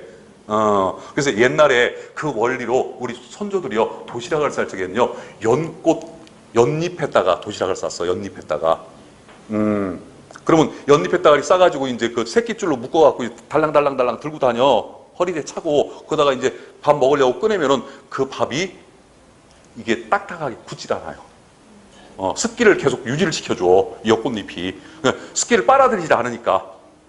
그래서 지금 그 여러분들 그 식당에 가면 연잎밥이라고 그래가지고 그 연잎에다가 밥을 아예 쪄버리죠. 그게 연잎밥 아니야. 뜨거운 밥을 연잎에 싸서 도시락처럼 한 2시간, 3시간 정도 있다가 먹어야 돼. 실제 연잎밥은. 그래야 그 연잎의 그 향이 더 퍼진대요. 아무튼 간에 연잎밥도 촉촉해요. 그죠? 자, 그래 놓고 이제 18번 봅니다. 내용 잃지 않는 무슨 문제? 정보 파악 문제. 자, 1번 우리 정보 파악 문제 앞에서 했었죠. 1번 소수성이라는 단어 밑줄, 2번도 소수성 밑줄, 3번은 페인트 밑줄. 이런 단어들이 분명히 여기 있어. 그 단어가 나오면 찾으면 돼. 4번 페인트 떠는 안 해. 그러니까 2개만 기억하면 돼. 소수성과 페인트 요것만 기억하면 되는데 1단락에는 아직 그런 단어가 안 나오고 있죠. 19번 설명 방식을 묻습니다. 1번 기억 읽어봐. 시작. 이미 했잖아, 그죠? 이미 연꽃잎 나왔잖아, 그죠? 1번은 일단 기억은 통과가 될 테고, 다음에 니은 읽어봐. 이건 뭐요? 이런 서술 방식. 분석. 설명 대상을이라고 돼 있어요. 설명 대상들이 아니라. 그러니까 분류는 꼭 2개 이상이니까 복수야, 복수. 한 개만 갖고 쪼개면 뭐야? 분석이라고, 분석. 디귿 읽어봐. 생소한 개념을 설명 대상이 지니는 특징과 연결하는 그 의미를 밝히고 있다. 이게 뭐야? 유추. 유추. 아까 계속 나왔었죠? 어려운 걸 쉽게, 생소한 걸 좀 쉽게 이렇게 가면 다 유추야. 다음에 리을 읽어봐. 작은 항목에서 큰 항목으로 옮겨가면서 설명 대상의 개념을 이건 뭐야? 이게 분류야, 이게 분류. 작은 항목, 큰 항목이 뭐야? 큰 항목이 작은 항목을 포함하는 항목이에요. 이게 포함 관계예요, 이게 바로. 이게 분류예요. 미음 읽어보세요. 다른 대상과의 공통점과 차이점을 밝히면서 설명 대상의 이건 나왔죠, 이미. 1단락에서. 그 연꽃잎의 털과 다음에 깻잎의 털 나왔었죠? 그러니까 일단 뭐는 들어가면 돼? 기역과 미음만 들어가면 돼. 답은 2번 밖에 없네. 나머지 거 볼 필요 없잖아, 그죠? 그러면 몇 번 문제 풀면 돼? 18번 문제만 풀면 돼. 18번 문제를 풀려고 이제 쭉 읽다 보면 3단락에 이런 얘기가 나와. 물을 멀리 하려는 특징이 바로 뭐요? 소수성 할 때 소자가 섞으러질 소자요. 서로 멀리한다. 서로 또 떨어뜨린다 이런 뜻이에요. 희소성이라는 단어 있죠? 희소성. 그때 쓰는 소자요. 이 소자가. 사랑하는 연인들이 좀 유식한 연인들이야. 나 정도. 우리가 그동안 너무 소원했었습니다. 하고 연애 편지를 써요. 옛날에 그렇게 썼었어. 뭐 하여튼 우리 때만 해도 내가 연애 편지 쓴 거 보면요, 이거 한 50대가 쓴 거 같아. 20대 초반이 썼는데 한 50대가 쓴 거. 그런 그런 단어를 써야 좀 멋있어 보이, 사람이 있어 보이잖아. 그러니까 뭣도 모르고 그런 단어 썼던 것 같아. 그래서 소원하다. 사람과 사람 사이가 서로 좀 멀찍이 떨어져 있다 이런 뜻이에요. 소원. 그때도 소자가 이 섞으러질 소자를 써. 자, 다음에 3단락에서 이 소수성에 관한 얘기하는데 3단락에서 바로 선택지 1번, 2번이 확인되지요. 다음에 페인트 나오는 게 4단락이에요.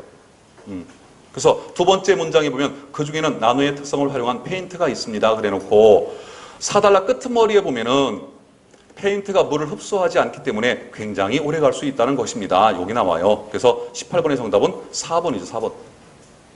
액체 얘기는 안 나와 지금. 자, 다음에 19번에서 디귿. 생소한 개념을 설명 대상이 지니는 특징과 연결하여 그 의미를 밝히는 유추는 3단락, 4단락이 계속돼요. 계속. 20번 지문 좋습니다. 그리고 어렵습니다. 지문이. 이것도 수능 기출 지문입니다. 이런 건 송근호 선생님이 와서 가르쳐야지 되는데. 자, 역사가는 믿을만한 지도를 손에 들고 과거라는 큰 도시를 찾아드는 여행가와 같다. 서술 방식, 비유 유추. 첫 문장부터 비유 유추를 쓰고 있죠. 역사가를 뭐에 비유하고 있어? 지도를 들고 큰 도시를 여행하는 여행가와 요즘엔 지도가 필요 없죠. 내비로 가면 되니까. 그렇다면 역사가의 지도란 무엇인가? 그것은 많은 사실 속에서 역사적 의미를 가려낼 수 있게 하는 문제의식이다. 역사라고 하는 제재 글들이 나오면 꼭 여러분들 생각하셔야 될 게 역사관, 사관, 다음에 역사의식, 이거에 관한 글들이 많이 나와. 사관과 역사. 역사에서 가장 기본적으로 중요한 것은 팩트예요. 그러니까 사실, 전에 한번 얘기했던 적이 있지. 전에도 한 비슷한 지문 나왔었어요. 그러니까 그런 비슷비슷한 지문들 몇 개만 머릿속에 집어넣으면은 역사에 관련된 지문이 나왔다? 그럼 쉬워져, 이제 그때부터. 그보다 더 중요한 게 뭐예요? 사실보다 더 중요한 게 그것을 바라보는 관점인 역사가의 사관. 그래서 똑같은 역사적 사실을 두고 해석하는 게 달라져. 그때 그 사관을 뒷받침하는 게 올바른 역사의식의 형성이 중요하다고 그랬죠. 또한 그것은 어느 시대를 역사적 전후 관계에 따라서 전체를 파악할 수 있게 하는 하나의 관점, 전체를 파악할 수 있는 관점을, 이때 전체를 파악할 수 있게 하는 요거를 세 글자로 줄여봐.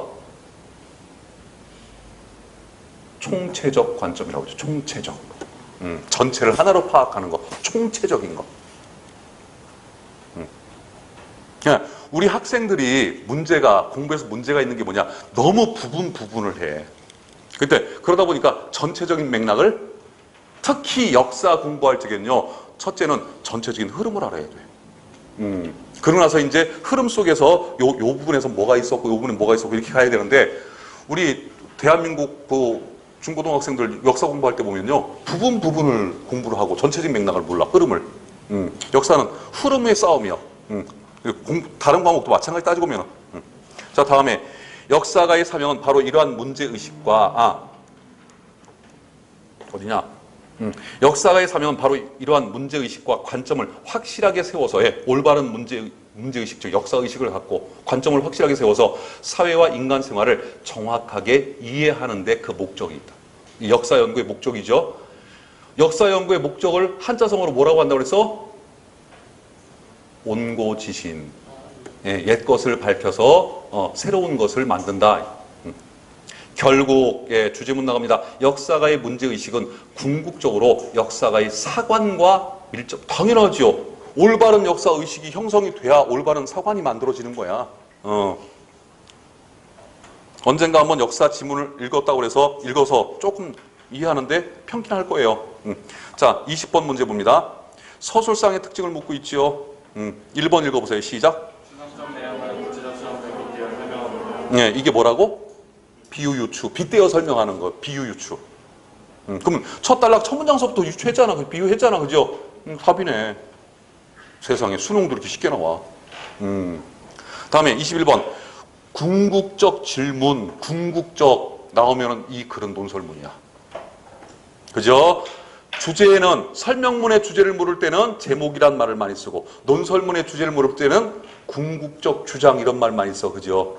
궁극적이라는 단어가 들어가면 이 글은 논설문일 가능성이 높아. 근데 왜 내 눈에는 자꾸 설명문처럼 보이냐? 이유가 있어요. 전문적인 분야이기 때문에. 그러니까 이 설명문, 논설문도 상대적이야. 여러분들이 전공을 안 한, 내가 잘 모르는 부분의 글을 읽을 때는 다 설명문이야. 내가 모르니까, 그죠? 그런데 내가 전공을 한 파트에서 글이 나오는데 보니까 이 사람 생각이 나랑 조금 달라. 그럼 논설문이지. 자, 다음에 21번 하여튼 간에 뭐 묻는 문제? 주제, 논지 묻는 문제. 1번 순수성, 2번 연구 대상, 3번 사회적 역할, 4번 태도인데 첫 번째 단락의 끄트머리 문장이 쟁점화 문장이라고 그랬지요. 거기가 답될 확률이 높아요. 실은 결국 역사가의 문제의식은 궁극적으로 역사가의 사관과 밀접하게 관련되는 것이다. 요거하고 그 앞에 있는 문장 뭐예요? 역사가의 사명은 바로 이러한 문제의식과 관점을 확실하게 세워서 사회와 인간 생활을 정확하게 이 역사가의 사명, 역사가 뭐 해야 돼? 이거 지금 얘기하는 글이야. 답은 거의 나왔죠. 그죠? 요 두 문장만 잘 읽어보시면 요 문제도 거의 풀려요. 정답은 4번 쪽이겠죠. 4번 쪽. 다음에 22번. 제일 어려운 문제. 다 맞고 어떤 학생들 보면 다 맞아. 어려운 문제 다 풀고 나서 이 어휘 문제를 틀려요. 이게 얼마나 억울해. 실은 어휘 문제가 쉬운 문제가 절대 아닙니다. 다음에 23번은 니은. 밑줄 친 거니까 이거는 조금 이따가 풀어도 되겠네. 읽으면서. 그죠? 자, 2번 단락 갑니다. 제가 뭐 다 읽어줄 시간은 없고 그 글 속에서 중요한 정보를 담고 있는 문장만 제가 읽겠습니다. 그러니까 내가 읽는 문장은 주제문이거나 중요한 정보를 담고 있는 문장이에요. 2번 단락의 두 번째 줄. 역사가의 사관 형성은 무엇보다도 정직한 마음을 가지는 데서 가능하다. 첫 번째 문장도 역사가의 사관은 어떻게 형성되는가 문제 제기했더니 바로 뭐가 나와? 답이 나오죠. 그러니까 문제 제기문이 나오면 바로 문제 해결문이 나와야 돼. 이게 공식인데 좀 예외가 되는 상황이 있다고 그랬죠. 첫 번째 단락의 맨 마지막 문장, 쟁점화 문장에 문제 제기가 돼. 그럼 그 답은 어디 있어? 바로 이어지는 문장에 답이 있는 게 아니라 맨 마지막 단락의 마지막 문장에 답이 있어. 서론 끄트머리 문장에서 문제를 묻는 거는 뭘 묻는 거야? 결론을 묻는 거야. 결론. 그 위치 빼놓고 나머지는 다 문제 제기 문장이 나오면 그 뒤에 바로 뭐가 나와야 돼? 문제 해결문이 나와야 돼. 이게 공식이야. 그래서 지금 그러면 역사의 사관은 어떻게 형성되는가? 역사의 사관 형성은 무엇보다 정직한 마음을 가지는 데서 가능하다 해서 여기서 가장 중요한 단어가 뭘까? 정직한 마음이에요. 핵심은. 일단 정직해야 돼. 거짓말하면 안 돼. 일본처럼 자꾸. 그죠? 다음에 3번 다음으로 뭐요? 역사가가 지녀야 할 올바른 태도를 한 개씩 한 개씩 지금 얘기하고 있는 거예요, 이 글이. 다음번 역사가가 지녀야 되는 태도, 역사가의 사관 형성에 도움이 되는 덕성은 뭐요? 금욕주의요. 너무 욕심을 내면 안 돼. 내 거라고 너무 욕심을 내면 돼요. 그러니까 마찬가지예요. 우리도 우리 역사를 바라볼 때 잘한 건 잘했다고 하고 잘못한 건 잘못했다고 해야지. 스스로 자아 비판해야지. 그래야 우리가 더 발전된 내일을 기약할 수가 있는 거예요.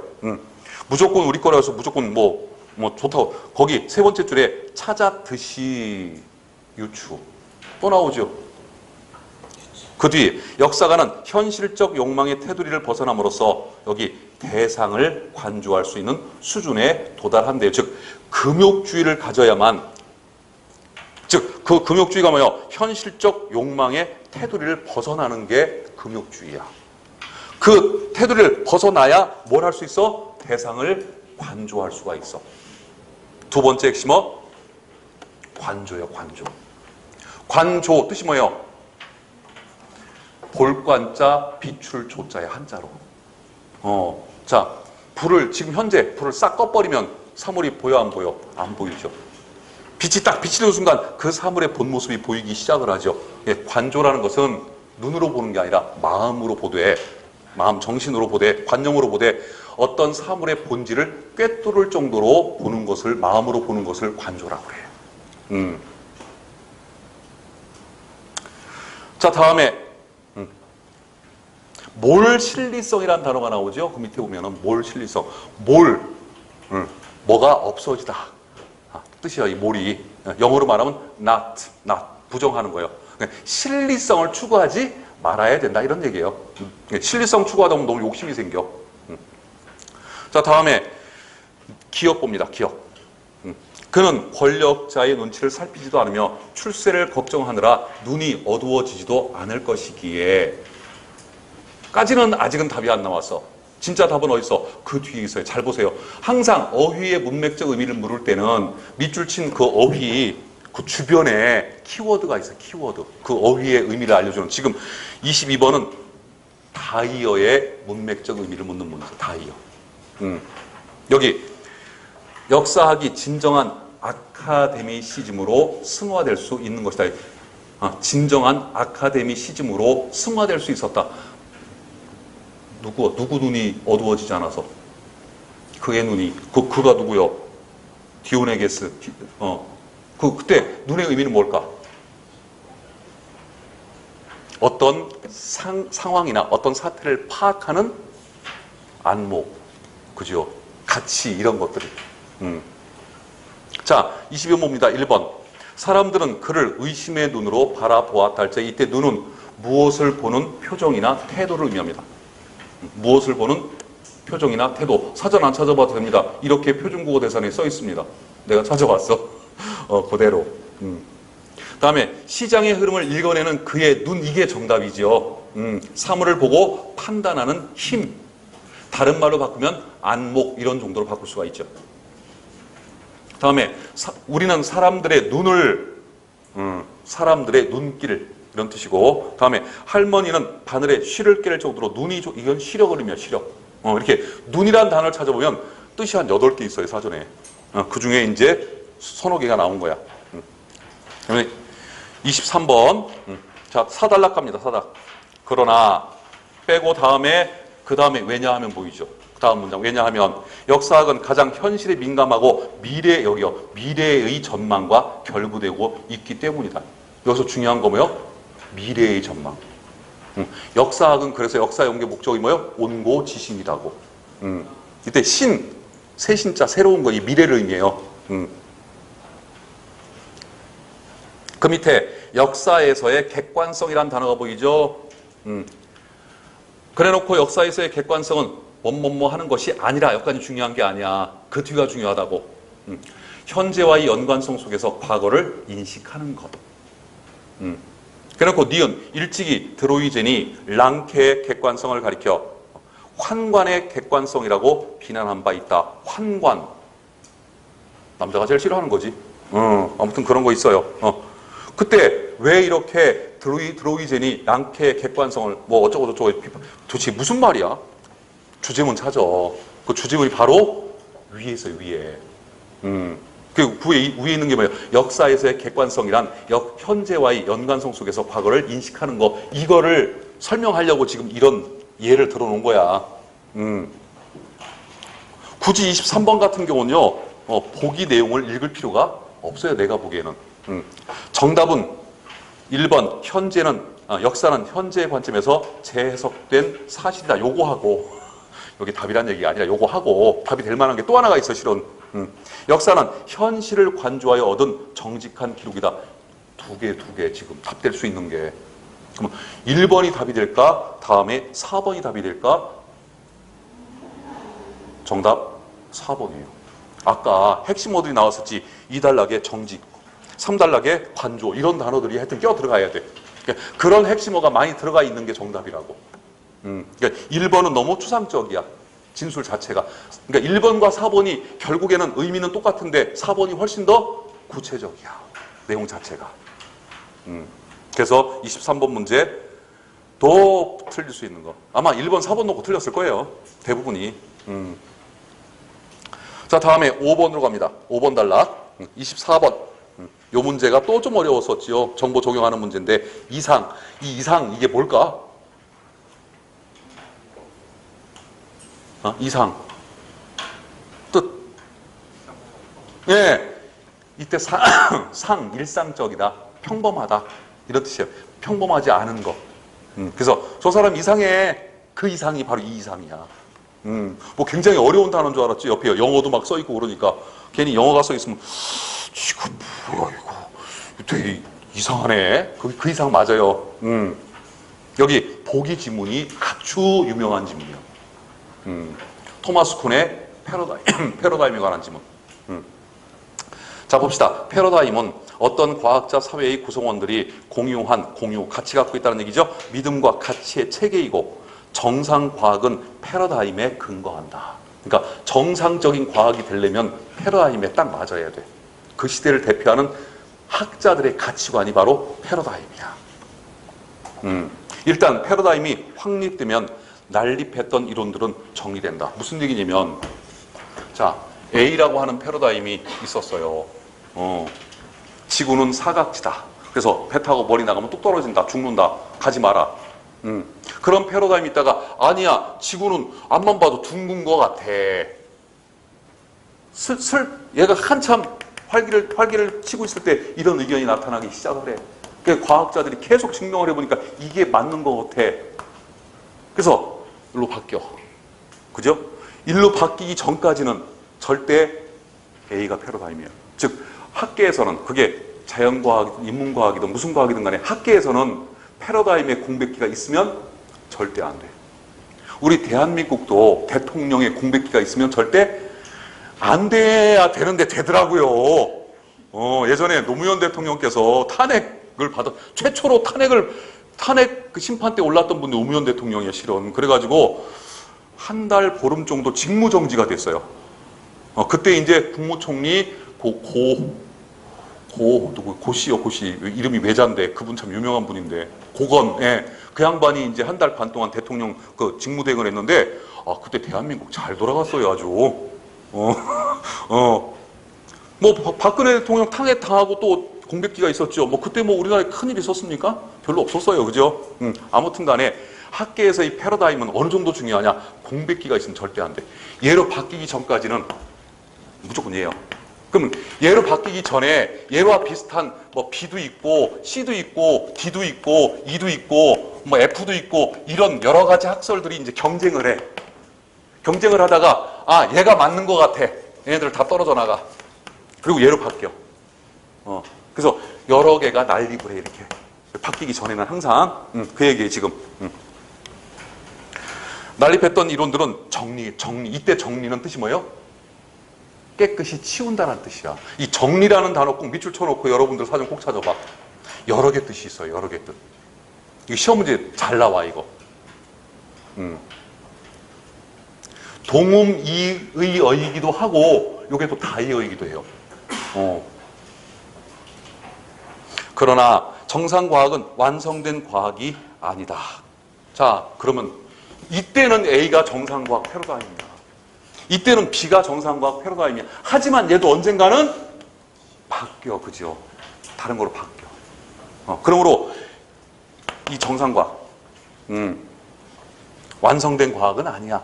늘 바뀌어. 하지만 이 A가 지배하고 있을 때는 이 A가 패러다임, 즉 A가 정상과학이야. 나머지 건 다 이상과학이야. 이상한 거. 이렇게 되는 거예요, 지금. 얘기는. 즉 정상과학에서 이상이 생기고 새로운 현상이 A가 패러다임이었어. 오래 가다 보니까 다른 이론들이 막 나와. 그럼 얘 입장에서 본다면 이 다른 이론들이 뭐예요? 다 이상이지, 이상한 것들이지. 그러다가 이제 B가 이제 패러다임이 돼. 그 순간 A가 뭐가 돼? 이게 이상한 게 돼버리는 거예요. 그때. 이게 정상과학이 되는 거고. 얘도 언젠가는 또 뒤집히겠죠, 그죠? 그래서 과학이 발전해 가는 거예요, 계속해서.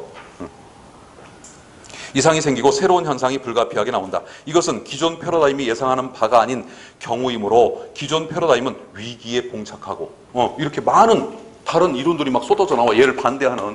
그럼 얘가 이제 사라질 위기에 봉착하게 되겠지요.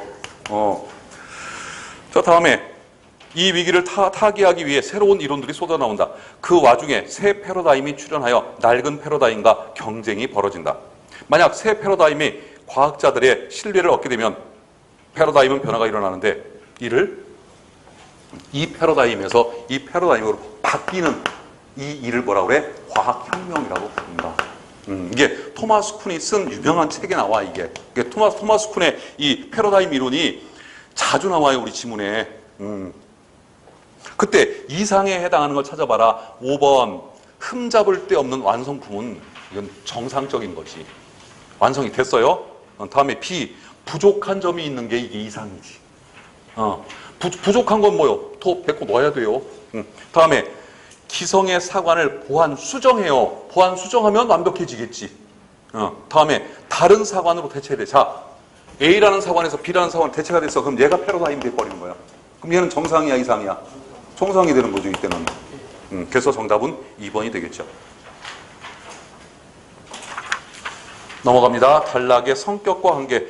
이거 뭐 굳이 내가 설명할 거 없어요. 다 설명한 거예요, 이미. 그래서 내가 다 풀어갖고 오라고 한 게 이미 다 설명을 했어요. 넘어갑니다.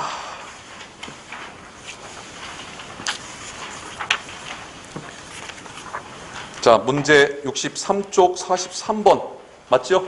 쉬었다 합시다.